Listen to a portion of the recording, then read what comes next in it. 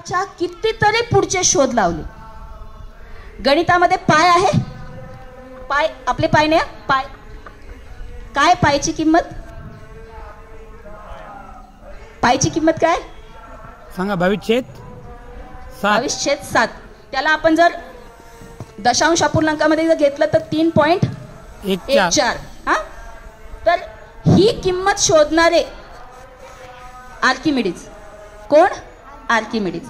यांचा जन्म इटलीच्या जवळ सिसिली बेटांवर झालेला होता आणि त्यांचा इसवी सन पूर्व, त्यांचा कालखंड कधीचा आहे माहिती का?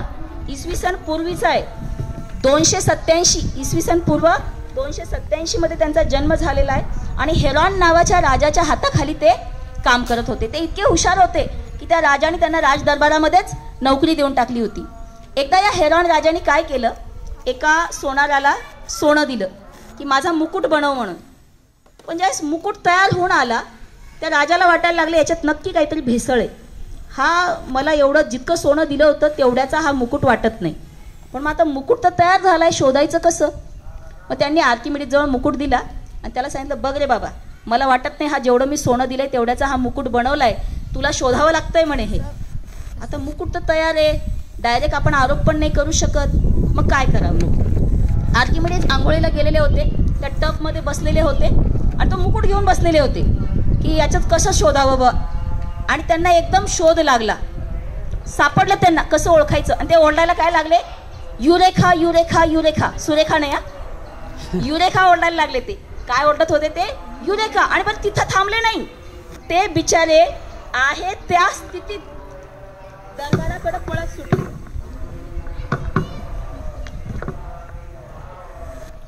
हे त्यांचाच फोटो आहे बघा, आर्किमिडीज यांचा.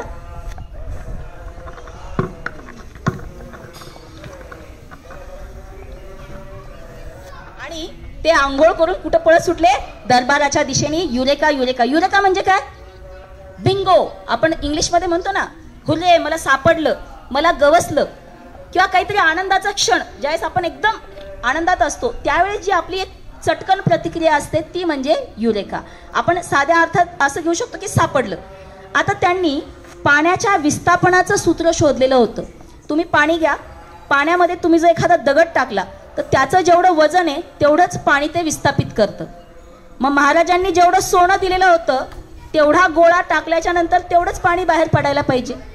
मुकुट टाकल्यानंतर तेवढं पाणी विस्थापित झालं नाही. हे त्यांनी दरबारात सिद्ध करून दाखवलं की जेवढं सोनं टाकल्यानंतर पाणी विस्थापित होतंय तेवढं हा मुकुट टाकल्यानंतर होत नाही.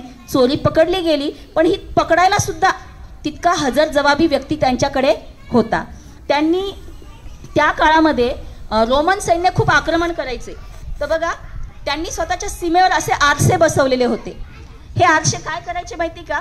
येणाऱ्या जहाजावर किरण प्रसारित करायचे आणि आग लागायची. भिंग म्हणतो ना आपण, भिंगाखाली कापूस धरला तर काय होतं? आग लागते बघा. तर असे मोठे मोठे आरसे भिंग बसून त्यांनी शत्रूचे जहाज जाळले. याच्याशिवाय हा एक स्क्रू आहे, पण हा प्रचंड मोठ्या आकाराचा स्क्रू आहे. याला आर्किमिडीज स्क्रू म्हणतात. नदीतलं पाणी हे आपल्या काठावर असलेल्या विहिरींपर्यंत आणण्यासाठी मनुष्य लोक इथून हे हँडल फिरवायचे आणि या आर्किमिडीज स्क्रूनी हे पाणी तिथून विहिरींपर्यंत आणलं जायचं. हा त्या काळातला शोध आहे, 2200 वर्षापूर्वीचा. हे 2200 वर्षापूर्वी त्या व्यक्तीने केलेलं आहे. एक शिपशेकर म्हणून पण त्यांनी हत्यार शोधलेलं होतं जे वारंवार आक्रमण व्हायचे. याला क्लॉ ऑफ आर्किमिडीज म्हणतात. आर्किमिडीजचा पंजा हा किनाऱ्यावर बसवलेला होता आणि समुद्राच्या मार्गाने आक्रमण व्हायचं तर त्या जहाजाला हे तसंच धरून पाण्यात बुडवण्यासाठी. याला क्लॉ ऑफ आर्किमिडीज, त्याचा आर्किमिडीजचा पंजा असंही म्हणता येईल.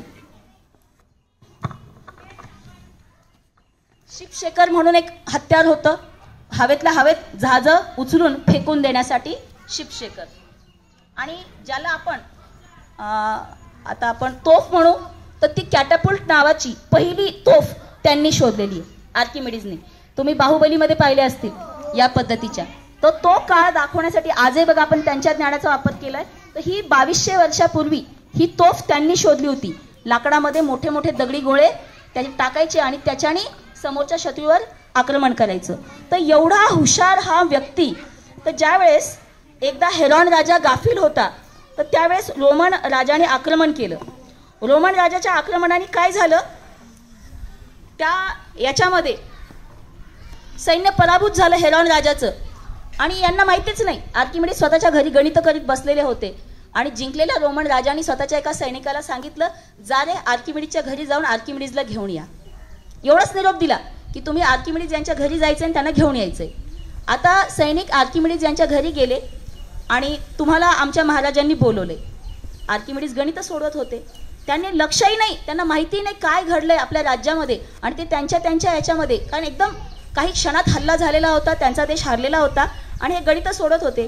त्यांनी नकार दिला, हे बघ बाबा, मी गणित सोडवतोय, माझं गणित आता सुटतच आलेलं आहे म्हणे, मी थोड्या वेळाने येतो. त्या सैनिकाला हा आपल्या राजाचा अपमान वाटला आणि त्या सैनिकाने तिथल्या तिथे त्यांचा शिरच्छेद केला. त्यांचं तिथंच मुंडकं धडापासून वेगळं केलं आणि अगदी आनंदात त्यांचं जे शिर आहे, त्यांचं जे मुंडकं आहे ते घेऊन दरबारात गेला. त्या रोमन राजाला एवढं वाईट वाटलं, मी हा देश जिंकून सुद्धा काहीच फायदा नाही झाला. कोणासाठी जिंकला होता तो देश? असा शास्त्रज्ञ पाहिजे होता की जो माझ्या देशाचं संरक्षण खातं अगदी प्रबळ करेल, त्यालाच ते गमावून बसले. आणि त्यावेळेस त्या राजाला पराभवाचं दुःख झालं.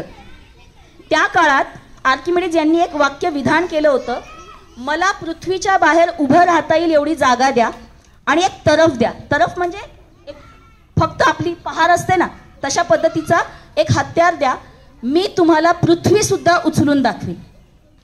विचार करा, 2200 वर्षापूर्वी वाक्य वापरलेलं आहे की मला पृथ्वीच्या बाहेर उभं राहण्यासाठी जागा द्या आणि एक मजबूत तरफ द्या, मी पृथ्वी सुद्धा उचलून दाखवेल. म्हणजे किती काळाच्या पुढं हे लोक त्या काळात होते. आणि म्हणून आज विज्ञान इथं आहे.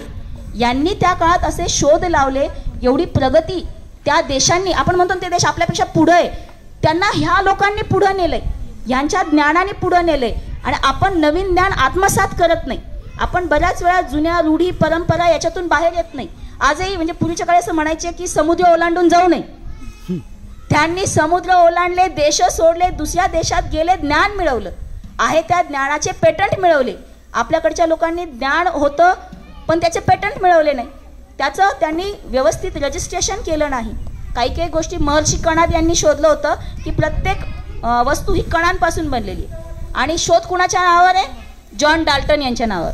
कणाद जवळजवळ 2000 वर्षापूर्वी असतील आणि हे कधी होते? आत्ताशे 1700 शतकामध्ये. म्हणजे आपण किती जुनं ज्ञान होतं पण त्याचं आपण रजिस्ट्रेशन, डॉक्युमेंटेशन केलं नाही आहे, ते ज्ञान आपण एक्सेप्ट केलं नाही. आणि बऱ्याच वेळा आपण हे पूर्वापार चालत आलंय म्हणून ते लगेच स्वीकारतो, पण नवीन ज्ञानाला आपण स्वीकारत नाही. ह्याच बाबतीत ते लोक आपल्यापेक्षा पुढं गेले. त्यांनी काय केलं? नवीन ज्ञानाचा शोध लावला. जिथं अडचण आली तिथं शोधत गेले, जिथं त्यांना अडचणी वाटल्या तिथं त्यांनी शोध लावण्याचा प्रयत्न केला. आणि याच्यानंतर शेवटचं म्हणजे तुम्ही म्हणाल आपल्या याच्यात भारतीय शास्त्रज्ञ नाही आहेत का? तर खूप सारे आहेत भारतीय शास्त्रज्ञ, पण मी